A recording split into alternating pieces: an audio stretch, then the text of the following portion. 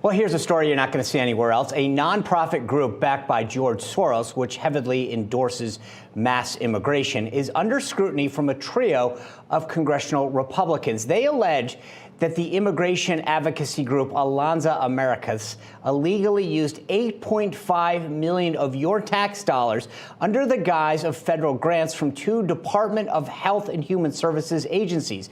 The money was allegedly used for lobbying efforts to encourage illegal immigration into the United States.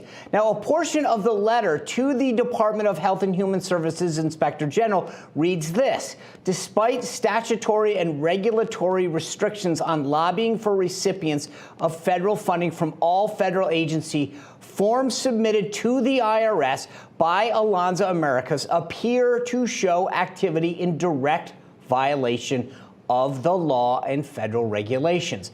That letter was co-authored by Texas Congressman Chip Roy, who joins us now. A separate letter was authored by Texas State Representative Brian Harrison, who is also the former chief of staff at the Department of Health and Human Services under President Trump. Good to see you both. Brian, I want to start with you. You were the chief of staff under President Trump at that department. What tipped you off that the department was involved in these alleged improprieties, and what do we need to be doing about this?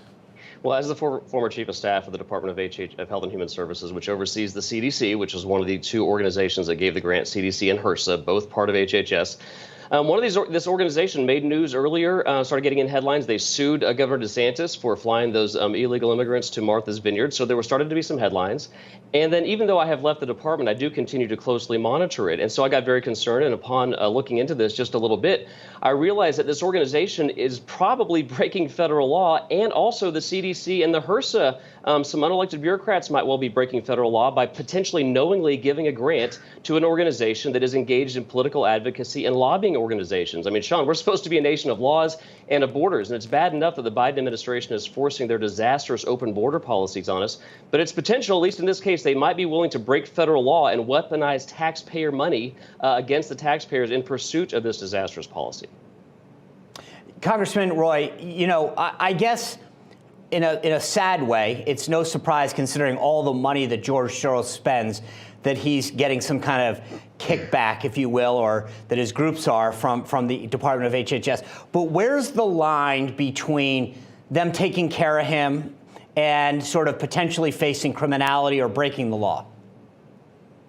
Well, first of all, let me just give a shout out to my good friend Brian Harrison for leading the charge on this, and I'm proud to team up with him to highlight this for the American people, and as well Beth Van Dyne, my good friend from the Dallas-Fort Worth area. But here's what I think is important for the American people to understand. This is pervasive throughout the federal government.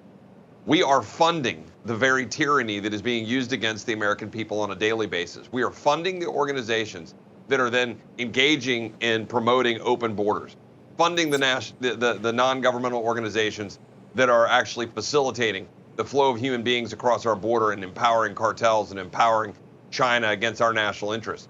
And here, you've got grant money, allegedly COVID grant money, I think, that was going to this Alianza Americas group, which is tied in with Soros. That's just one example of hundreds that I promise you are floating throughout our federal government, or thousands, where we're using taxpayer dollars to fund the very undermining of our rule of law.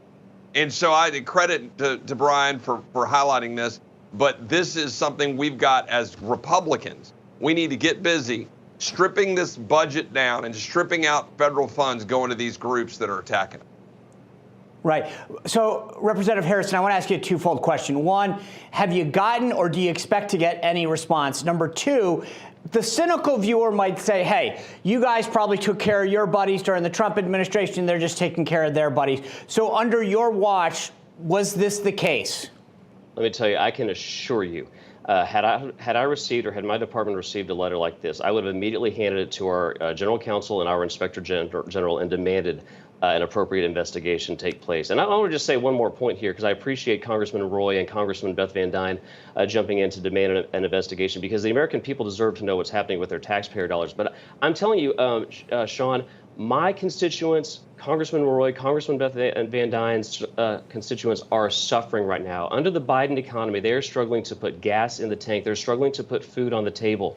But what the Biden administration is doing, and Congressman Roy is right, this is just one of probably thousands of examples, they're taking their hard-earned taxpayer dollars, sending it to the federal government through confiscatory taxation, giving it to the CDC, and then in the guise of fighting a pandemic, handing it to ultra left-wing extremist organizations that are funded by George Soros to enact policies, potentially illegally lobbying Congress to further enact policies that are harming them back home. There's got to be an investigation. I think that's the bigger point that can't be lost here, too, is that not one member of Congress voted on this money. Not one senator voted on this money. Unelected bureaucrats are wielding complete power here, and that's got to be reined in as soon as the House takes over, which I expect they will in November.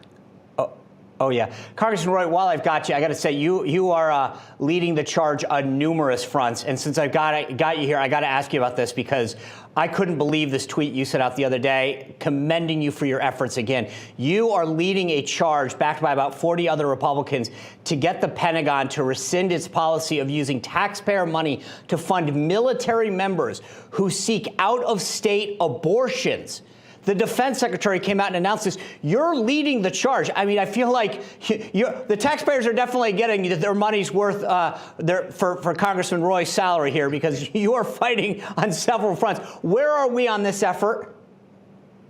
Well, there are so many fronts on which we have to fight right now as we're playing whack-a-mole against crazy every single day. And this is one particular example, the Department of Defense. Look, there used to be an understood rule in Washington under the Hyde Amendment that we wouldn't be funding abortion, right? Let's have our debates about abortion. But now you've got the Department of Defense leaning into funding abortions. You've got the VA that are involved with funding abortions and providing the ability for individuals to go get abortions with taxpayer money. So we're going to go challenge that. We're also looking into, for example, the FACE Act and its abuse against Americans who dare to go forward and exercise their free speech rights to be able to comment at a abortion facility, and then you end up with someone who gets a SWAT team showing up at their house at 7 in the morning with their kids. We're looking into the FACE Act. We're going to look into all of these attacks on the average American. And I think November 8th is going to be a good day, and Brian pointed that out. But then what Republicans do with that is what's important. Are we going to use the power of the purse? Are we going to use our power as the Article 1 branch of this government to restrict this administration from engaging in tyranny against the American people? And I promise you, I'm going to be an advocate for that. I'm telling you, that's music to so many people's ears because getting the majority and not doing anything is worthless. So we need fighters like you two out there every day doing this. Thank you guys for bringing this to our attention and for fighting every day for all of these issues. Appreciate it, and look forward to hearing back from you on all of this. Thanks, Sean. Well, it's great to Thanks, see Brian. you, Sean. Thanks.